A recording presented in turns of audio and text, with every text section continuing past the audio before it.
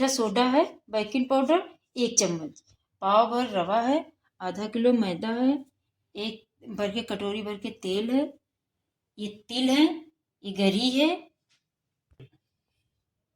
50 ग्राम तिल है, 100 ग्राम गरी है। ये इसमें डाल रहे हैं, मिक्स करेंगे। बेकिंग पाउडर है, रवा, ये देखिए इतने 50 ग्राम तिल हैं, ये डाल रहे हैं, गरी डाल रहे हैं। इसको अभी पहले मिक्स कर लेंगे। 1 चम्मच ये छोटी इलायची का पाउडर, 1 चम्मच से 1.5 चम्मच डाल दीजिए। ये आधा किलो शक्कर है, वो भी डालना है, इसमें पीस के डाली है।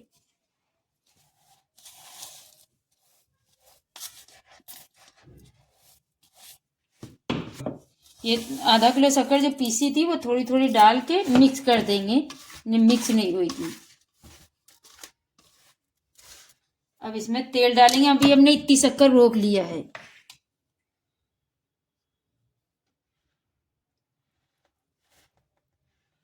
तेल भी रोका है, थोड़ा थोड़ा करके डालेंगे।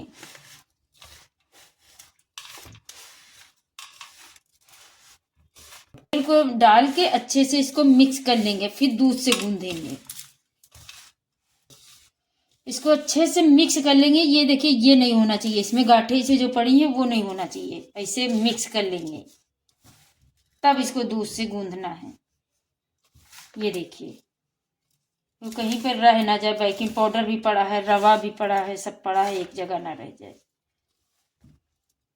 ये 2 चम्मच अब खसखस भी डाल देंगे, इसको भी मिक्स कर देंगे। ये देखिए अच्छा मिक्स हो गया। ये देखिए गांठें नहीं है। ये देखिए ऐसे बन जाना चाहिए। ये देखिए, अब इसमें दूध तो अपने हिसाब से डालना है, थोड़ा थोड़ा करके। कम ज्यादा वो तो होता ही है थोड़ा। ये पाव भर दूध है। ये देखिए, धीरे धीरे, गर्म दूध है तो धीरे धीरे मिक्स कर लेंगे। ठंडे से डालेंगे तो टिकिया नहीं फूलेंगे, गर्म दूध डालेंगे तभी टिकिया फूलेंगे। ये देखिए 10 मिनट तक आटा गूंथा है, इतना नरम आटा होना चाहिए। ये देखिए, हमने पानी नहीं डाला, दूध से गूंथा है। तेल चढ़ा दिया है, अब टिकिया बनाने जा रहे हैं।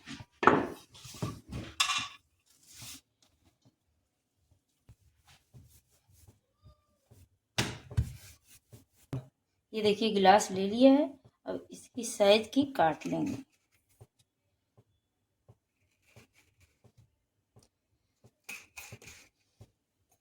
ये देखिए ऐसे ही काट काट के रख लेंगे, उधर तेल हो जाएगा तब फ्राई कर लेंगे।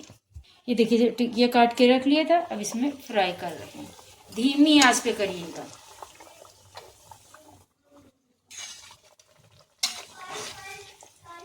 ये देखिए जब ऐसी हो जाए तब आप निकाल लीजिएगा।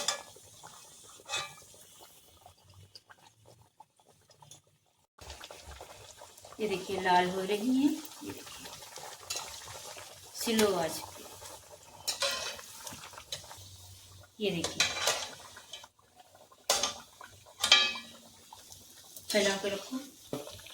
ये देखिए अलग ही अलग रखिएगा ना, चिपक जाएंगे। ये देखिए हो गया।